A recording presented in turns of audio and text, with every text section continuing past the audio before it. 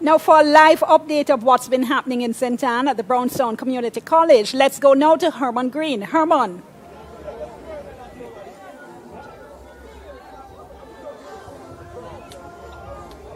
Thank you, Dion. Well, apart from the rain this morning, things have been going pretty smoothly here at the Brownstone Community College in St. Anne. Delegates have been coming out to vote. Even with the rain, they had their umbrellas. And now that the rain has stopped, they are coming out in their numbers and they have been voting, casting their votes so far. I spoke with the EOJ representative inside. They said at 12 o'clock, that was the last update, 33% of the votes had come in. So out of the 222 delegates, about 75 had come in and actually cast their votes already. Most of who we have seen in the morning was supporters of Mark Golding. Now, Mark Golding's camp is to my left over here. If you go across, you can see them. Persons are just now milling around, looking at what's happening, basically waiting to hear the results, I guess, because they have cast their ballots. Everybody you see here who is a delegate has cast his or her ballot.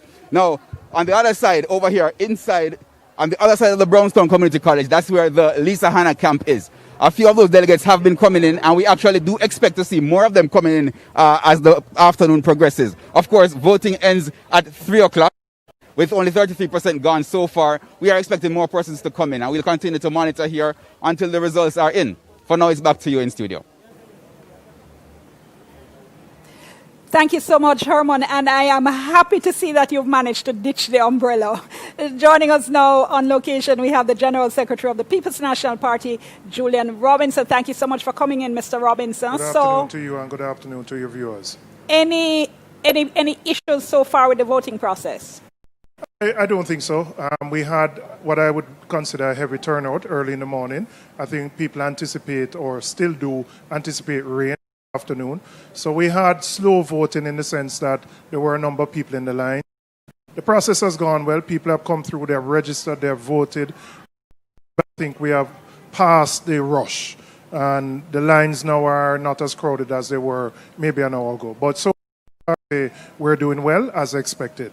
How would you say you're doing as far as maintaining the COVID protocols are concerned? See how only put bungle up going on? They were particularly going into the voting station at the entrance. I would say we would not have been in compliance, but I think now that persons have voted, the crowds are thinner. I think it would be a lot better now. But yes, there were times when I would say there was a bit too much bungling.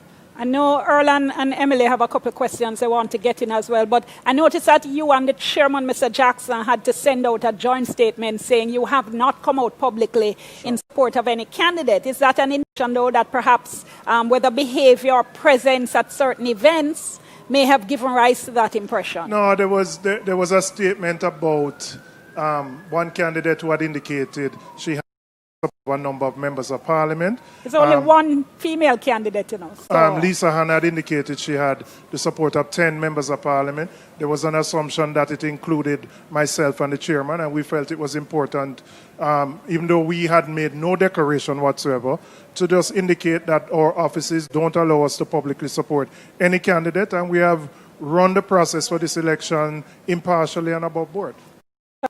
Her support doesn't include you and the chairman? I'm saying whatever I choose to vote is my prerogative alone, but how I've conducted my responsibilities as General Secretary have been impartial and above board. Okay. Has a multiple location voting caused any difficulties this time? I don't think so. It's something I think at the end of it we may need to examine whether for national elections in the future we do this versus the model of having everybody at the national arena. But so far it has gone well. It reduces the transportation of having to move people all over the country. And really it's similar to what you do in a national election where you have voting in constituencies. Okay, and as I go over to Earl and Emily, our viewers can be seeing live footage there of, well, not footage because it's actually live, coming from the grounds of the Michael University College. Earl? Mr. Robinson, no matter how smoothly today might go, and I'm sure you're optimistic or you're hopeful that there won't be many disputes to resolve, but there will certainly be, one suspects, the need for reconciliation to resolve any outstanding hurt feelings. Okay, Earl, I'm going to ask you to hold on. We're having an issue we're trying to sort out with your microphone. Emily, let me go to you.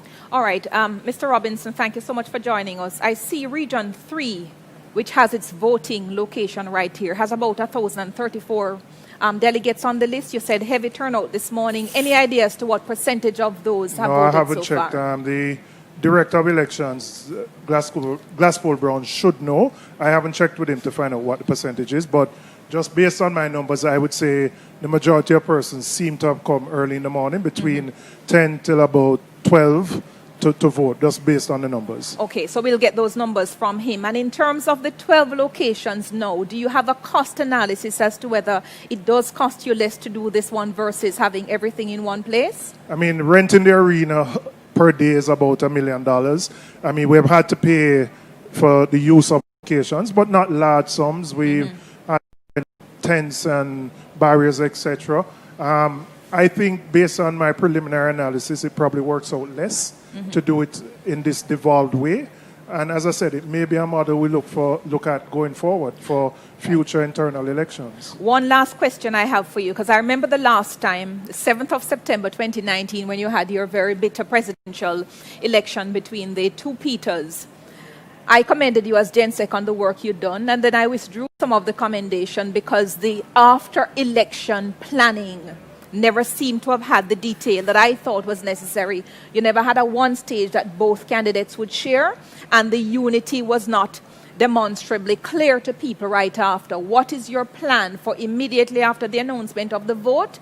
How is the stage going to be set up? Will the two candidates occupy it? What's the process of healing going to look like? Well, all right. I mean, there's definitely a need for, regardless of the results, regardless of the margins, for a process of reconciliation in the party. There's no question about that. In terms of what happens in the immediate aftermath, I mean, we are making the announcement from PNP headquarters. We don't necessarily have a platform for one candidate to come and address people. That's something that has to be worked out, so to speak. Because we have COVID, bringing everybody into a single location would be problematic. And whoever wins, the supporters are going to be expectedly jubilant and will want to converge on one place. So I'm not going to tell you that all those details have been worked out, but without a doubt, there has to be a process of reconciliation, regardless of what the results are. So you won't have Okay, I'm so candidates- sorry, Emily, but we're running out of time. I'm so sorry. We're going to have to leave it there. Thank you so much, Mr. Robinson, Julian Robinson, General Secretary of the National Party, and our colleague Dwayne Anderson spoke earlier with the chairman of the party, Fitz Jackson. Okay, so that was the chairman of the PNP, Fitz Jackson, speaking with our colleague Dwayne Anderson at Cedar Grove Academy. The chairman, along with the general secretary, have indicated that post this election, they both will be stepping down. Said he expected the elections for their successors to be take place at the next meeting of the National Executive Council. We're just about at our break. Very quick comments before we go to our next break. Earl? Well, things are going smoothly as far as it seems. Within, 3 hours or 2 hours? Over what the answer is to so many questions. Yeah, we have a lot of analysis to go into. I must say I'm very surprised that there's not a one location for the two candidates to be at for collecting the announcement, the result, for concession, and for victory speech. I'm very surprised that has not yet been put in place. Okay. We'll see. We'll pick up with that when we come back. Now, we are going to go for a break. We'll you back to the studios of TVJ. We'll be back with you at 4 o'clock. Remember, the polls close at 3. We'll be here at 4, and we'll take you straight through to the announcement of the winner and beyond. I'm Milo. Stay with TVJ.